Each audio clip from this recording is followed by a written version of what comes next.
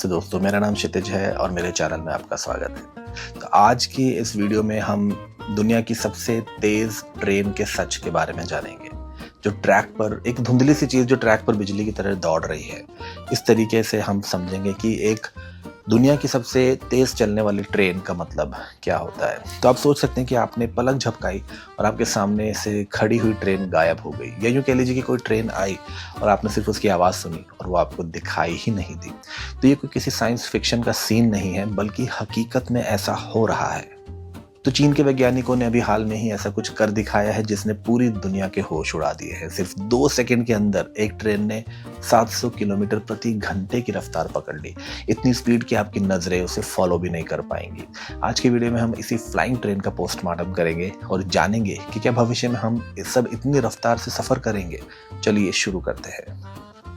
तो कहानी शुरू होती है बीजिंग से। चीन की National University of Defense Technology के रिसर्चर्स ने एक टेस्ट किया। उन्होंने एक super conductive electric maglev test वाहन तैयार किया जिसका वजन लगभग 1 टन था। खैर, तो अब आप कहेंगे कि इतनी स्पीड के लिए तो बहुत बड़ा ट्रैक चाहिए। यही तो ट्विस्ट है।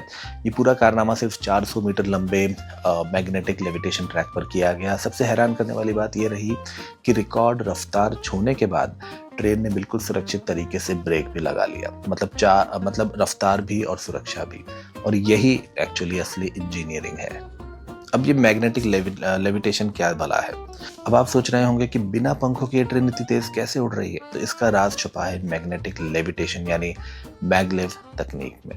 तो सरल भाषा में कहें तो बिना पहियों की ट्रेन, इस ट्रेन के नीचे पहिए नहीं होते।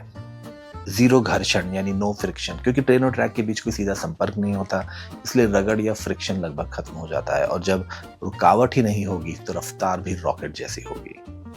वैसे रफ्तार की इस रेस में चीन अकेला नहीं है। इससे पहले जापान की LO सीरीज मैगलेव ट्रेन ने 603 किलोमीटर प्रति घंटे का रिकॉर्ड बनाया था। जापान की इस ट्रेन को देखकर भी लोग दंग रह गए। लेकिन अब चीन ने 700 का आंकड़ा छूकर इस जंग को एक नए लेवल पर पहुंचा दिया है।